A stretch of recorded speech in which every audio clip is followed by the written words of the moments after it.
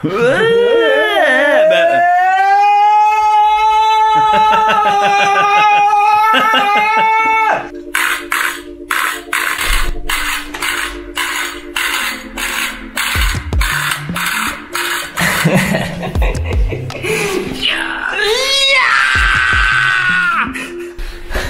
party time! Party time! Party time! Vas-y, raconte-nous tes problèmes. Je voulais arriver ici pour 11h, 11h30. Mais ça, je suis préparé mentalement, je sais Et puis, que t'arrives pas. Et puis en fait, j'ai pas réussi parce que... En fait, je commence à comprendre, en fait, je suis très connu, tu vois, dans la vie. Je suis un petit peu trop connu. Oui, il y a un moment que j'aimerais filmer, c'est le moment du café. Si ça te dérange pas. Il y a une belle lumière comme ça, putain, c'est quand même vraiment cool.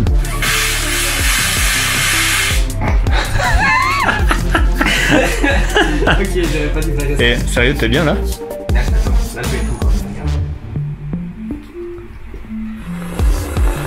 Ça c'est pour ton frère.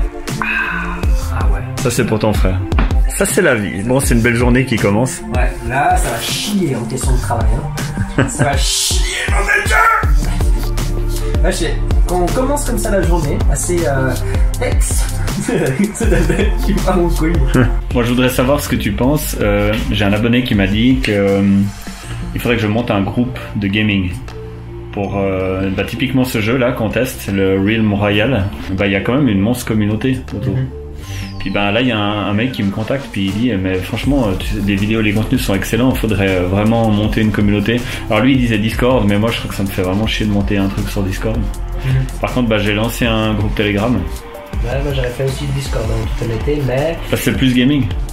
C'est beaucoup plus simple aussi, parce que tu peux créer tes propres channels de ce que les gens ils ont le droit et pas le droit de faire, et puis mettre des discussions dans le sens...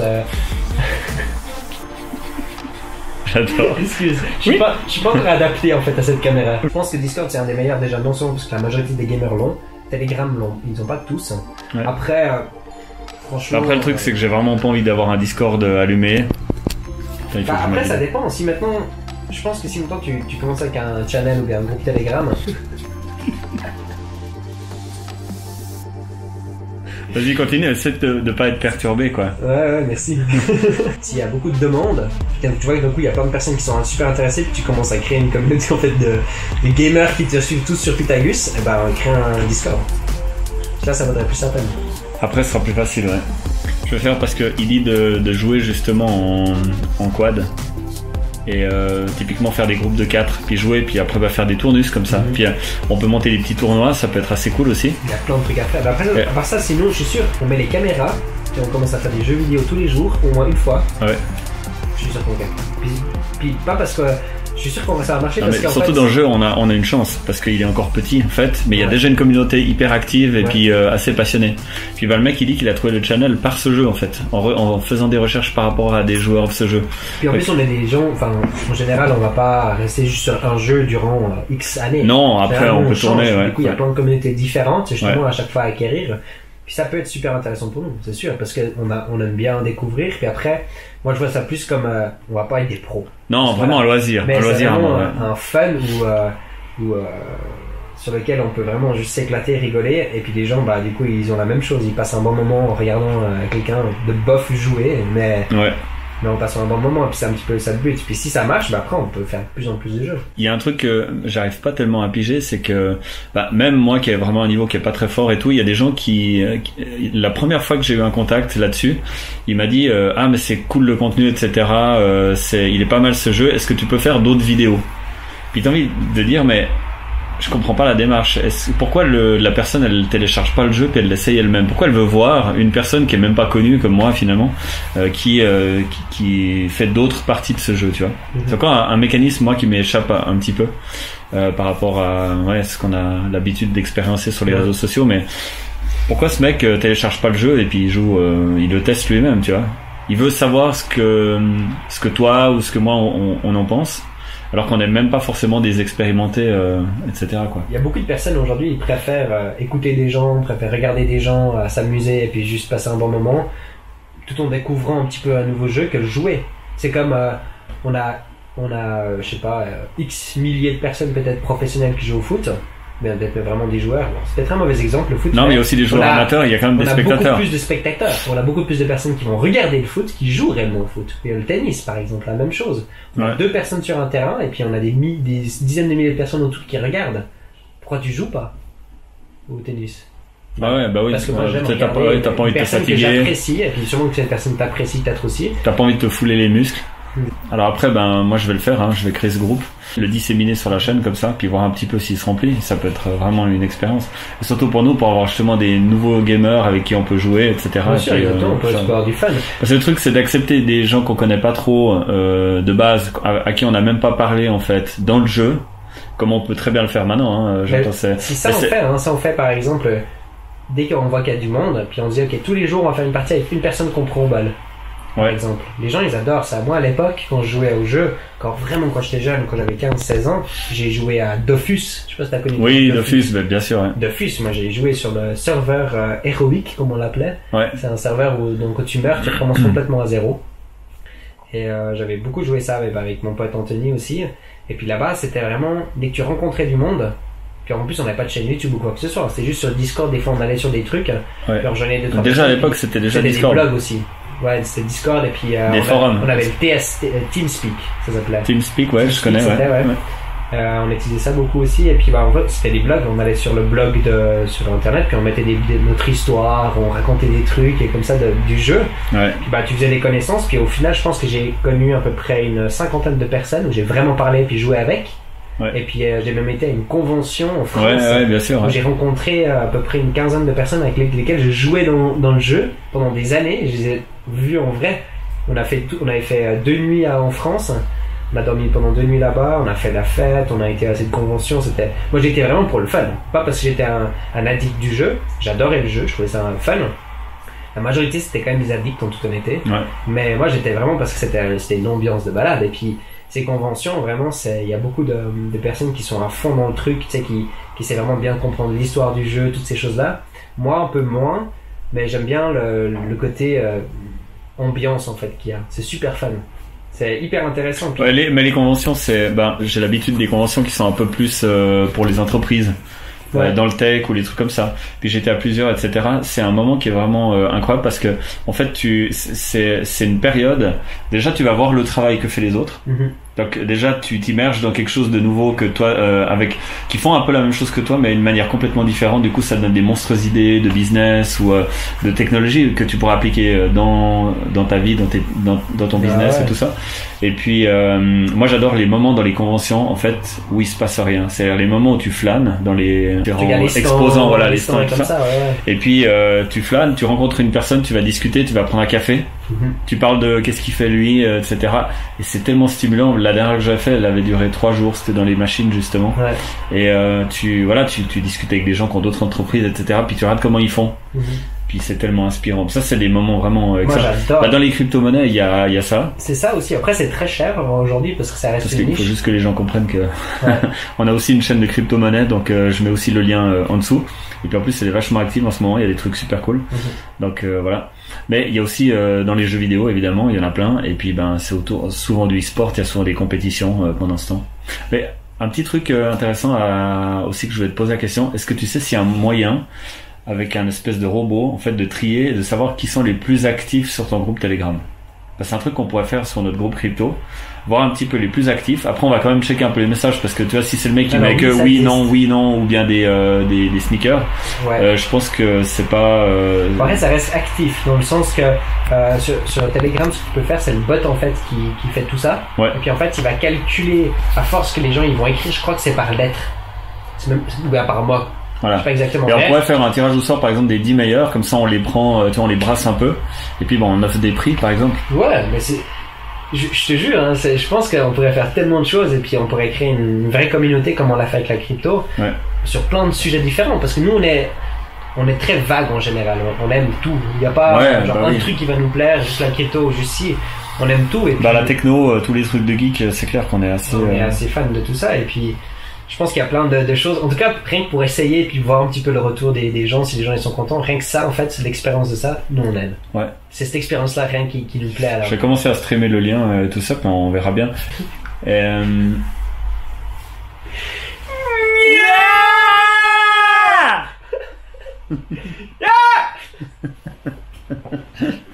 Oh non, on est tellement sympa. J'ai la Raiffeisen qui me demande des sous. Ma banque Raiffeisen qui me demande s'ils peuvent me bloquer 100 francs de nouveau pour éviter d'avoir trop de frais. Les banques aujourd'hui de la Suisse ont besoin de sous. Oui. Déjà qu'elles nous ont tout pris, qu'elles ont tout vilipendé, ouais. Elles ont tout donné à leur conseil d'administration. Ouais. Est-ce que tu es toujours intéressé, étant donné que vu que tu as plus de 26 ans maintenant, et que ton compte privé va commencer à avoir plus de frais? C'est pas comme si déjà... Moi, il a déjà commencé à avoir plus de frais depuis longtemps. Hein. moi, je paye 5 balles. Moi, je paye à peu près partout 5 balles par mois sur chaque compte. Moi, Raiffeisen, mon compte privé, je paye, je crois que c'est 20 balles par année. Donc ça va. Mais je crois que maintenant, je commence à augmenter à 8 ans par année. 8 ans de balles par année, je veux dire, quand même. Putain. Moi, je sors un compte privé, quoi. Pour recevoir ton salaire. Mais à part ça, tu peux te faire verser ton salaire sur, elle s'appelle la banque online, là, que t'as fait. Revolut. Ouais. Ouais, mais moi, je fais pas comme ça. BitConnect! Non, c'est comment qu'il faisait de nouveau? BitConnect! C'est BitConnect!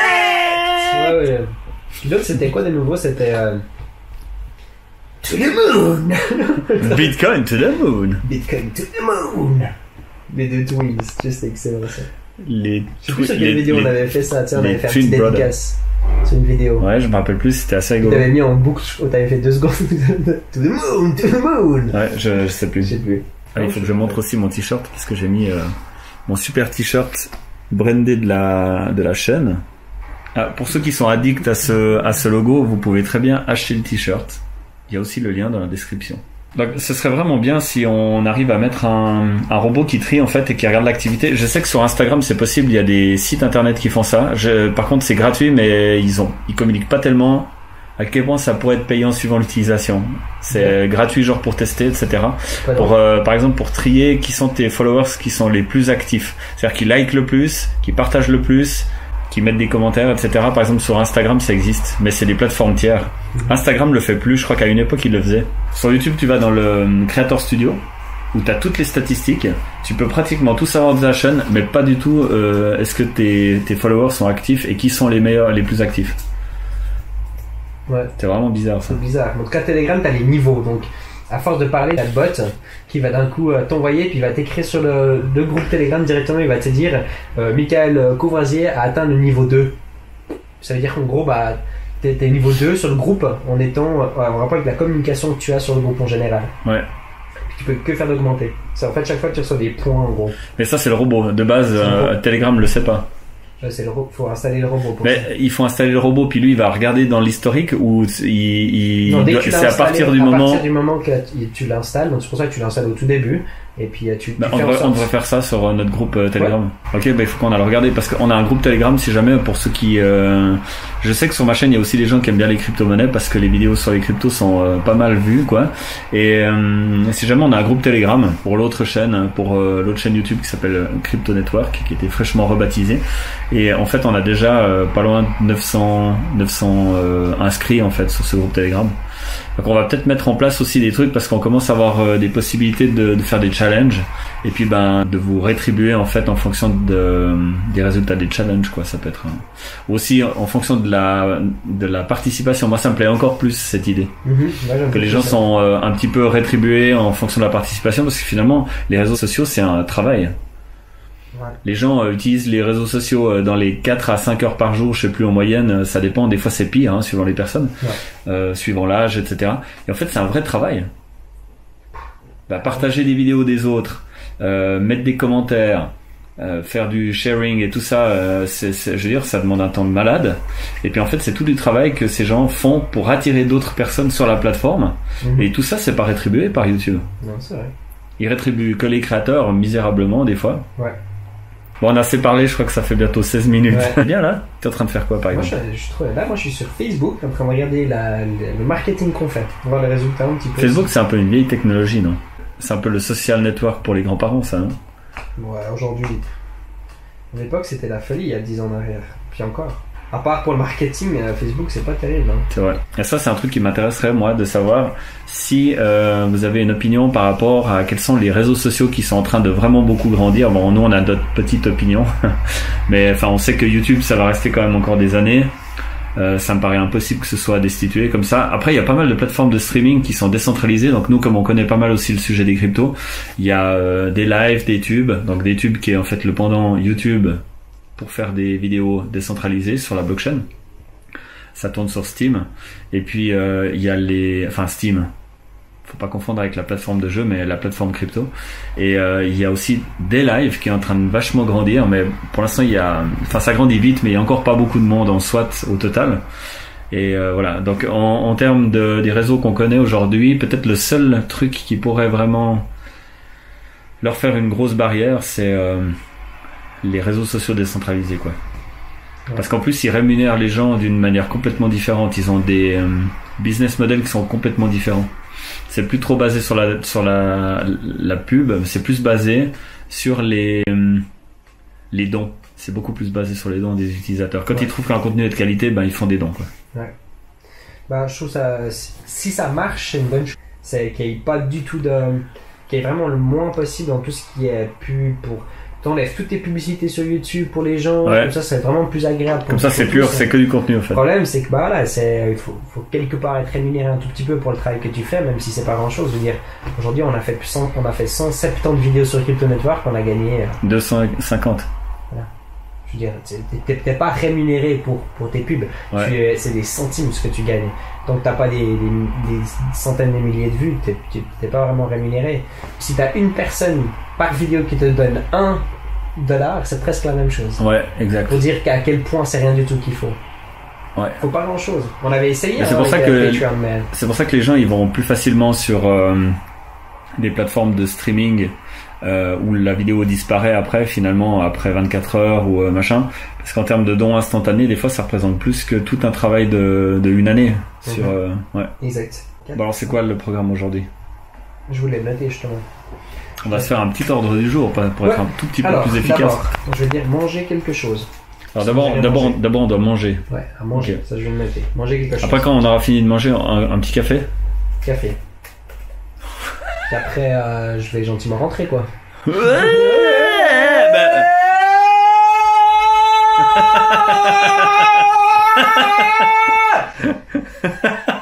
Je crois que je vais commencer la vidéo comme ça. Bon, ok. Ça va? Ouais, ça va? Ça va? Ouais! Attends. Oh non, tellement con quoi. Après, un peu de travail ou pas trop? 5 minutes? Okay. Donner une vidéo à Cryptodidact, ça c'est vraiment 5 minutes. Ouais, 5 minutes, ok. Okay. Donc en gros j'ai à peu près fait le calcul, il y a 15 minutes de travail réel et puis après on a fini par une vidéo jeu vidéo, puis aussi quand tu rentres chez toi après on a fait encore un live vidéo jeu vidéo. Ça je suis chaud. Putain. Alors, mais tu sais que j'ai attendu 20 ans pour revenir dans les jeux vidéo. Moi je crois qu'en fait j'ai trop attendu. Moi je crois que je vais gentiment tout arrêter puis me lancer dans les jeux vidéo en fait. Ça a l'air tellement simple. Pas mal. Et surtout que toi t'as une bonne tête de requin. On n'a pas l'habitude de voir des gens comme toi jouer. Non. Avec des flammes sur la tête comme ça. Alors pour ça, tu devrais te faire des avatars. Tu devrais te faire ton avatar, ton pendant toi dans les jeux. Franchement, il devrait avoir des flammes sur la tête. Non? C'est ça? Je me réjouis trop de l'éditer celui-ci, mais à la fois, on pourrait imaginer qu'il n'y a pas beaucoup d'édits à faire, mais à la fois, il y a des moments tellement pas intéressants qu'il faut quand même les couper. Puis alors, du coup, je dois vraiment tout réécouter. C'est ça qui est chiant. Toutes tes conneries que t'as dit depuis le début, là. Tu peux renoter un café après les 15 minutes de travail. Café, je renote. Et puis on peut pas tellement aller dehors parce que pour ça j'ai bien mis en évidence tous mes cartons là. Je pense que les gens auront compris que c'est le bordel encore chez moi pour l'instant. Ouais.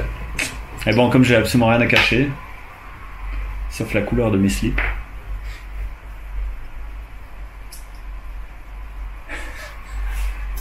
Tu sais quoi, je suis motivé de faire? Tu sais, il y a souvent des records comme ça sur YouTube, des gens qui mettent par exemple 1000 pompes en 1 heure de temps. Ouais. Ou bien il faut se tenir sur une barre le plus longtemps possible, puis ils font genre 5-6 minutes, des trucs comme ça, tu sais. Okay. Il y a plein de trucs, il y a des milliers. En fait, tu les reprends tous, un par un. Pour chaque tu fais une vidéo. Tu peux en même faire plusieurs sur une journée. Tu faire ta version. Puis tu fais ta version avec ton vlog, etc. Mais tu essaies de le refaire, puis déjà essayer de prouver si oui ou non c'est à peu près possible déjà, tu vois. Ah bah oui. Ouais, si le mec il reste 15 minutes pendant une barre. Ouais, le record c'est 8 ans de film, 1 heure 1h20. Pendu à une barre. Ouais, c'est un russe. Et c'est exceptionnel. Même les pros, ils font tous en dessous de 10 minutes. Lui, c'est un... Ouais, j'ai vu un mec qui fait la traction, tu sais, il traque comme ça. Ah putain, j'ai une crampe à mon doigt. Il fait des tractions comme ça. En fait, tu parles de traction et tu n'as rien. Puis il monte comme ça par-dessus la barre, comme ça, tac. Ça, j'arrive gentiment. Moi. Tac. Mais il monte lui, mais tu dirais pas on dirait qu'il y a un machin qui pousse dessous. Ah quoi. Ouais, mais ça c'est musclé. Tellement fort le mec, ouais. C'est musclé. T'as vu que je suis en train de développer, hein? Tu veux voir? Non, ça m'intéresse pas. Ça t'intéresse pas? À la base, j'aimais vraiment pas grand chose. Donc, mon but, c'est un petit peu de développer maintenant mon avant-bras. Ok. Mais sans prendre de la masse. Parce que j'ai pas envie de devenir musclé. Non, mais ça risque pas. Voilà, merci. Par contre, j'aimerais bien de la puissance parce que tout ce qui est genre l'escalade, des choses comme ça, j'adore. Puis en fait, donc non seulement t'as des micro-muscles. Là, ici, en fait, t'en as un, je sais plus le nom. Oui, chez toi, c'est que des micro-muscles. Comme une petite boule. Puis celui-ci, il est hyper dur à travailler. La seule manière de travailler, c'est en faisant des trucs comme ça, tu vois. Ouais. Puis il y a que des trucs comme ça que tu peux faire. Puis en gros, bah là. Ça, on dirait un début de cancer. T'as vu, regarde, ce que j'ai réussi à développer en moins d'un mois. Putain, ouais, c'est un caillou, tu peux toucher, c'est. Oh putain, ouais. Ah ouais, j'arrive même pas à enfoncer mon putain de pouce. Non, ça a bien grandi. La gauche aussi, mais un tout petit peu moins. On dirait que t'as un freluquet, de loin on dirait que t'as un freluquet, mais on pourrait vite se morfondre. Et t'as vu? En combat rapproché. Moi je viens en fait, je fais mon petit route, tu vois, genre oh non s'il vous plaît tapez-moi pas, j'ai des lunettes. Dans la glotte. Le coup dans la glotte, ouais. Comment il s'appelle le belge là qui fait du karaté. Allez. Jean-Claude Van Damme. D'ailleurs, il a une chaîne YouTube, puis il fait des trucs, t'as vu, débiles. Non mais j'adore, à part ça, c'est excellent. C'est typique le mec. Lui, il a une chaîne YouTube comme personne d'autre. Ça me fait très plaisir d'aller faire un petit tour en voiture. Ouais, j'avoue, à part ça. Ça, on sort des fois. Des fois, rien que de sortir un petit peu de Neuchâtel, ça fait du bien aussi. Oui, c'est vrai. Ça me blaise, hein. Ah ouais, c'est ouvert, c'est grave. À part ça, ben, c'est déjà foutu pour le magasin de bricolage parce qu'il y a une file d'attente devant. Je sais pas combien de minutes. Ça fait vraiment bizarre. Refoutre les pieds dans un grand magasin, c'est assez bizarre, mais il n'y a pas tout qui est ouvert. Hein. Ouais, tu vois, Casa, tout ça, c'est. Manor et tout, c'est tout fermé. Ouais, Casa, c'est fermé. Est-ce qu'on peut trouver un vert chez Calipet? Ah, peut-être.